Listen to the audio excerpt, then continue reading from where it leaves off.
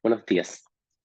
El objetivo de esta clase es dar algunos ejemplos, una mirada ya un poco menos introductoria de lo que hemos estado discutiendo en las últimas clases sobre el papel que eventualmente está jugando o va a jugar la inteligencia artificial en el trabajo historiográfico, es decir, no solamente para mirar la historia desde nuevos formatos o nuevas maneras de entender nuestro vínculo tecnológico para mirar la historia, sino que también para el propio trabajo historiográfico. Eso es lo bien relevante.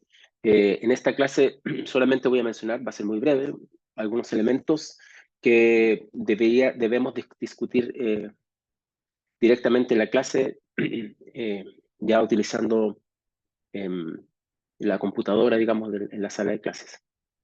Pero ya mencionó algunos aspectos y quiero repetir algunas cosas para poder sentar un poco las bases de, este, de esta aproximación.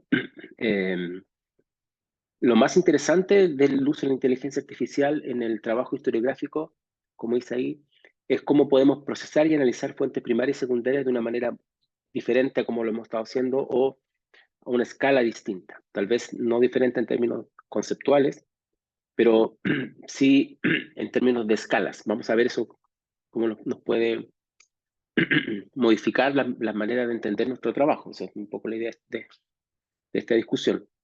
Eh, muchos de los documentos que nosotros utilizamos, documentos de archivo, ¿no es cierto? Pero también, como por ejemplo cartas, registros, periódicos, o cualquier otro tipo de información historiográfica, ¿no es cierto? La podemos procesar de otra manera. En el fondo, lo que nos permite la inteligencia artificial, utilizando ciertos algoritmos, es lo que hacemos nosotros todo el tiempo, ¿no? Identificar y clasificar. Pero en este caso lo podemos hacer a través de palabras, que son palabras clave, temas recurrentes, o algún tipo de sentimiento que se expresa a través de los documentos. Esto ayudaría entonces a identificar tendencias, que es lo que hace muy bien, ¿no es cierto?, en la inteligencia artificial, patrones, pero también cambios y otros aspectos importantes que podemos eh, revisar en nuestro trabajo diario.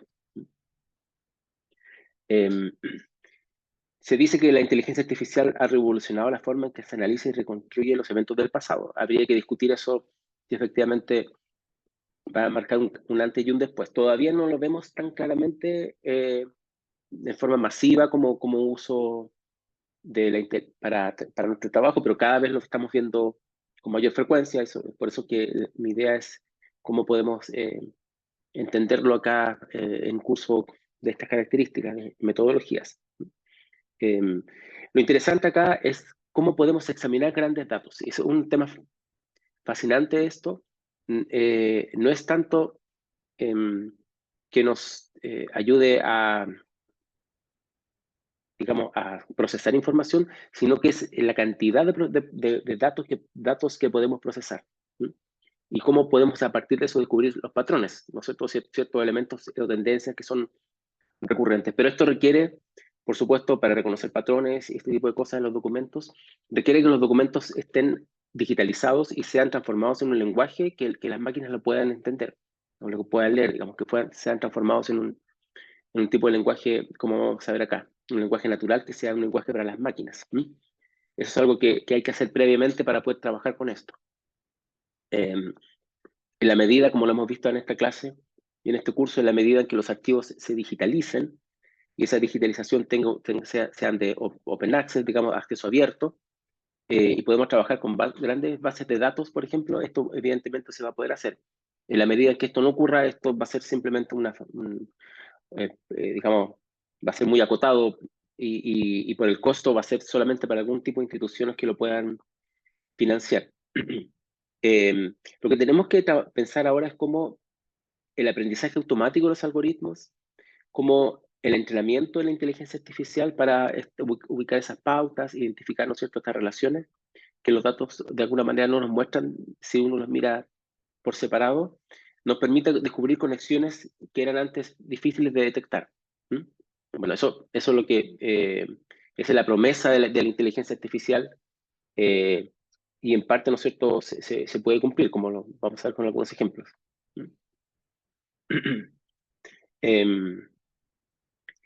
El tema, además, no solamente procesar grandes volúmenes de datos, porque ya algún trabajo, por ejemplo, que trabaja con datos económicos, demográficos, ya lo viene haciendo desde hace muchos años, digamos, de hace, qué sé yo, 30, 40 años que se están trabajando con grandes datos. El tema es el tiempo que demora en trabajar esos datos. O sea, los años que demoraría en procesar esa cantidad de datos se transforman eventualmente podría ser incluso en minutos, utilizando estas tecnologías. Entonces, ese es un factor fundamental de trabajo y que hace más complejo, ¿no es cierto?, cuando uno se demora mucho en procesar datos, el llegar al resultado, ¿no es cierto? Ahora tenemos los resultados de forma muy rápida.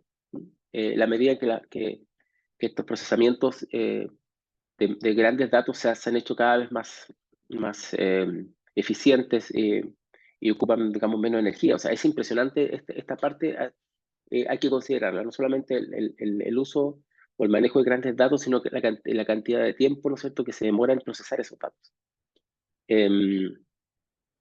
Uno de los aspectos que se ha mencionado en el uso de la inteligencia artificial es la posibilidad de simular escenarios alternativos. O sea, utilizando modelos, ¿no es cierto?, uno podría recrear situaciones históricas y explorar qué hubiese pasado si, ¿no es cierto?, una suerte de historia contrafactual, qué hubiese pasado si no se hubiese dado este factor u otro. Entonces, eso es interesante porque nos permite repensar nuestro trabajo sobre la base de estos modelos. Ahora, son modelos acotados, estoy hablando de formas de trabajar que en la práctica nosotros no hacemos, digamos, hoy día por lo menos en nuestro sector o nuestro medio más cercano. Si podemos simular escenarios alternativos para la historia, también podríamos, digamos, reflexionar sobre las variables que influyen en los eventos del pasado. Como una variable tuvo un factor importante y si saca esa variable uno, ¿qué hubiese pasado en este caso?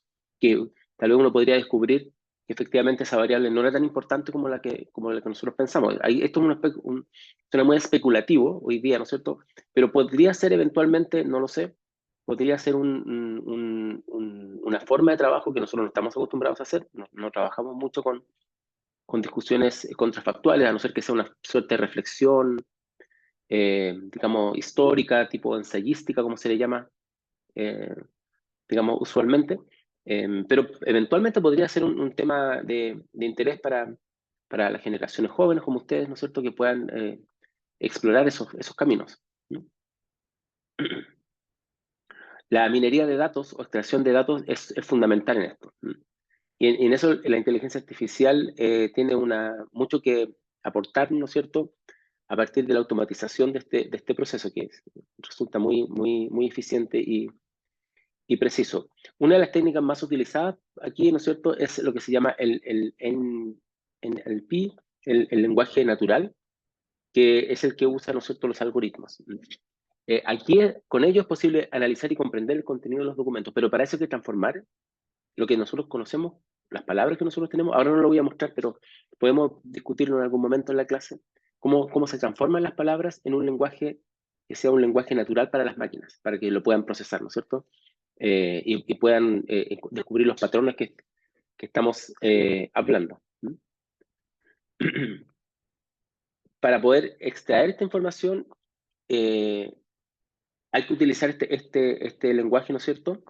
Y eso nos permite establecer, ¿no es cierto?, las relaciones que hay entre los distintos documentos sobre un tema particular y también nos permite identificar personas, lugares y organizaciones que podrían ser relevantes en un documento. Por ejemplo, se puede establecer relaciones entre un documento que menciona la palabra Albert Einstein, que nació en Ulm, Alemania, y se establece relación entre el nacimiento, la entidad Albert Einstein y la entidad Ulm, que es un lugar, digamos, una ciudad.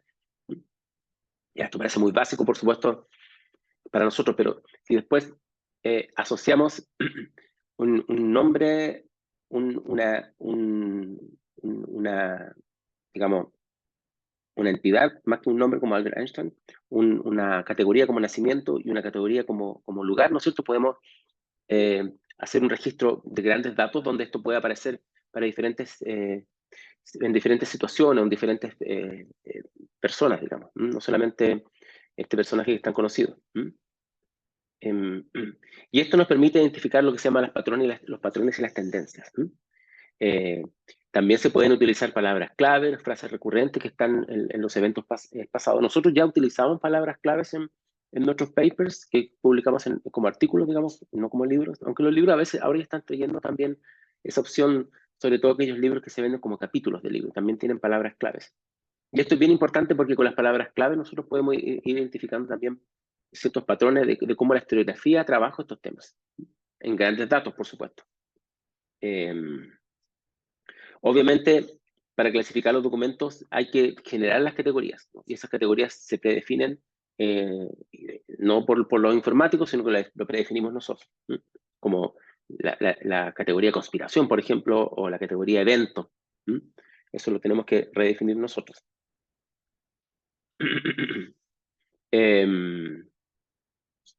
De esta forma, ¿no es cierto?, podemos recopilar, procesar datos de diferentes fuentes, ¿no es cierto?, y obtener una visión más completa del pasado, porque nos permite, ¿no es cierto?, generar este procesamiento que permita identificar, por ejemplo, tendencias o ver de forma más minuciosa estos patrones, ¿no es cierto?, detectando factores comunes y evaluando la probabilidad de que un evento puede haber influido en otro, eventualmente. Quiero terminar con algunos proyectos que los vamos a ver en clases, como Mine and the Dispatch, como por ejemplo, que utiliza técnicas de minería de datos para analizar un periódico, el Richmond Daily Dispatch, de la época de las guerras civiles en los Estados Unidos.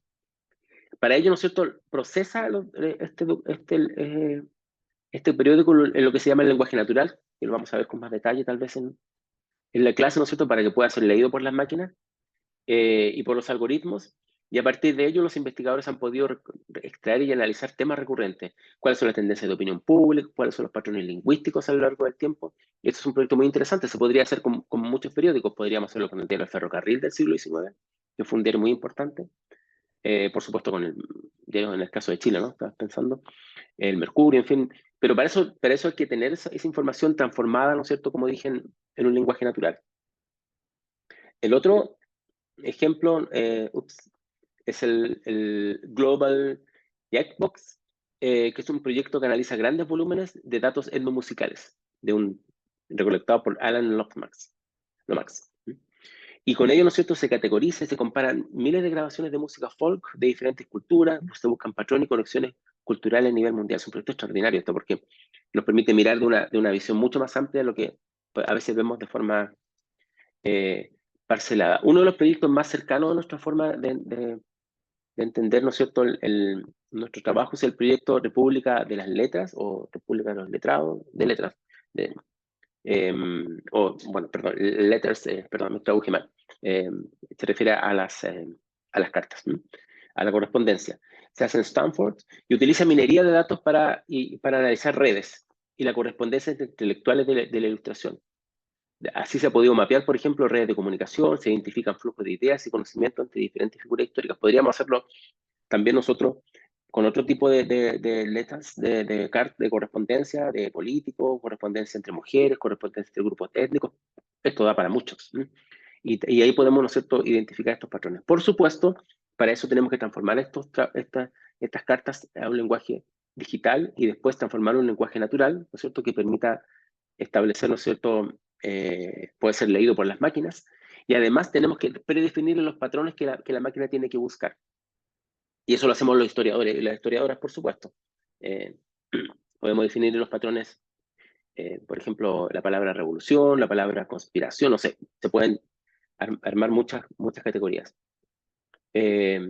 Uno de los trabajos que yo he conocido también con más de cerca es este que tiene que ver con análisis de datos relacionados con el holocausto, ¿no es cierto?, con el genocidio de los judíos en Europa durante la Segunda Guerra Mundial.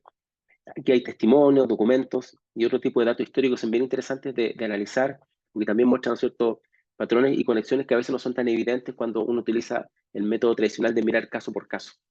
Nuestra disciplina, desde el siglo XIX, ha sido definida en el fondo como un estudio de casos particulares, y lo que esta tecnología nos está dando es la posibilidad de que pasemos de casos particulares a patrones mucho más amplios. Oh, perdón.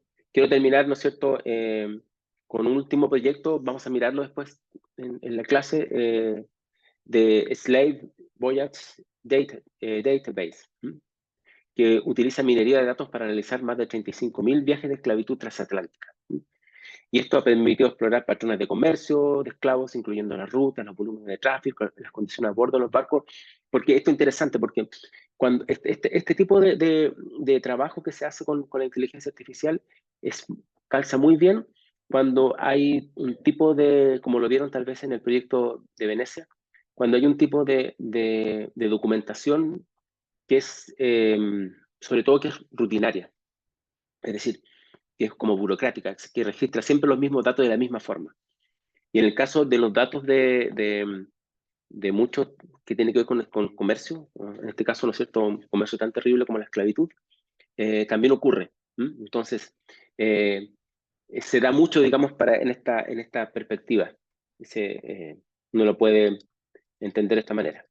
Entonces, lo que yo quiero que ustedes vean, digamos, es los avances que se pueden dar que se están dando en estas áreas tecnológicas y cómo eso se puede después nos va a permitir implementar un trabajo diferente en nuestra disciplina. Vamos a mirar los casos con más detalle después, ¿no es cierto?, en la clase, digamos, como tal.